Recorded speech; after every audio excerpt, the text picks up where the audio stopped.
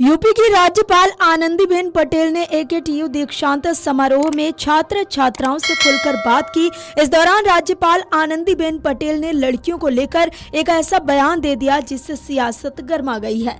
दरअसल राजधानी लखनऊ के सिद्दीखेड़ा बालिका गृह की चर्चा करते हुए आनंदीबेन पटेल ने कहा कि आजकल लड़के लड़कियां पहले भाग जाते हैं, फिर लड़कियां प्रेग्नेंट हो जाती हैं और ऐसे बच्चे बाद में सरकार के भरोसे हो जाते हैं। उन्हें कोई स्वीकार नहीं करता है और वे बालगृह में पहुंचा दिए जाते हैं। वहीं अब आनंदीबेन पटेल के इस बयान पर विपक्षी नेताओं ने घेरना शुरू कर दिया है। राज्यपाल आनंदीबेन पटेल के बयान पर सपा सांसद वीरेंद्र सिंह ने कहा कि आनंदीबेन पटेल एक महिला हैं, हमारे उत्तर प्रदेश की राज्यपाल रह चुकी हैं। हमारी बच्चियों के खिलाफ इस तरीके से अपमानजनक शब्दों का प्रयोग करना उनके मुंह से अच्छा नहीं लगता है। समाज में बहुत ऐसे लोग हैं जो बहुत अच्छे हैं और बहुत गलत भी हैं, तो हमें उदाहरण अपनी संस्कृति के अनुसार पेश करना चाहिए जो बच्चियों के लिए प्रेरणादायक हो। इसीलिए हम उनकी बात का समर्थन नहीं करते हैं। देखिए, आनंदीबेन पटेल जी जो है एक महिला हैं, हमारे उत्तर प्रदेश की राज्यपाल रह चुकी हैं। हमारी बच्चियों के खिलाफ इस तरीके से अपमानजनक शब्दों का प्रयोग करना उनके मुंह से अच्छा नहीं लगता है।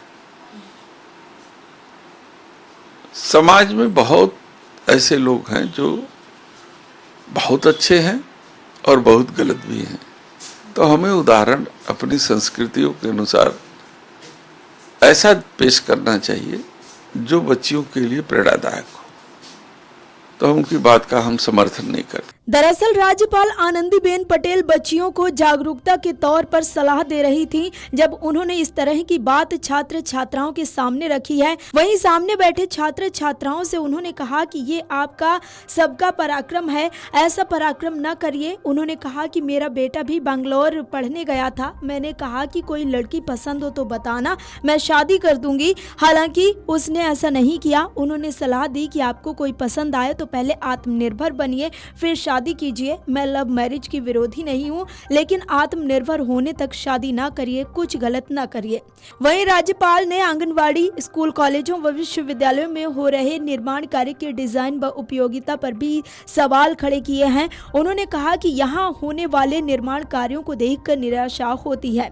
लाइट जलाने का बोर्ड कमरे के बीच में लगा होता है। आंगनवाड़ी में पीने के पानी के टैप इतने ऊंचे होते हैं कि बच्चे नहीं पहुंच पाते हैं। टॉयलेट इतने ऊंचे होते हैं कि बच्चे नहीं पहुंच सकते हैं। एक यूनिवर्सिटी के प्रथम तल पर एक तरफ वीसी, दूसरी तरफ रजिस्ट्रार का कमरा है और बीच में लाइब्रेरी प्रस्तावित की गई है, जबकि छात्रावास वहां से 1 किलोमीटर दूर है। उन्होंने इन कमियों की तरफ इशारा करते हुए कहा कि निर्माण वालों की डिग्री फर्जी तो नहीं है। उन्होंने विश्वविद्यालय प्रशासन को कड़े निर्देश दिए कि निर्माण में गुणवत्ता के साथ उपयोगिता का भी ध्यान रखें। निर्देश दिया कि हॉस्टल में मॉडर्न किचन बनाएं, आरओ प्लांट लगवाएं। राज्यपाल ने कहा कि आज मेडल पाने वालों में एकेटीयू के 16, सरकारी कॉलेज के 17 और प्राइवेट के 49 छात्रों को मेडल मिला है। उन्होंने कहा कि सरकारी कॉलेजों में करीब छात्र पढ़ने जाते हैं क्योंकि यहाँ शुल्क कम है, अपेक्षाकृत प्राइवेट में ज़्यादा फीस देकर पढ़ते हैं। ऐसे में सरकारी स्कूल कॉलेजों के शिक्षक मेहनत करें। राज्यपाल ने शिक्षकों से अपील की कि छात्रों को सही से सिखाएं क्योंकि यहाँ गरीब के बच्चे आते हैं। इसी तरह प्राइमरी स्कूलों में भी गरीब बच्चे जाते हैं। सरकारी स्कूल कॉलेजों के शिक्षक पढ़ाई में ध्यान दें। उन्होंने वाइब्रेंट गुजरात का उदाहरण देते हुए सुझाव दिया कि प्रदेश में होने वाले निवेश से जुड़ी जानकारी वाली बुकलेट स्कूल कॉलेजों, विश्वविद्यालयों के छात्रों को उपलब्ध कराई जाए ताकि युवाओं को इसका लाभ मिल सके। उन्होंने छात्रों से तकनीकी के साथ रचनात्मकता और संस्कृति को बनाए रखने की भी बात कही है।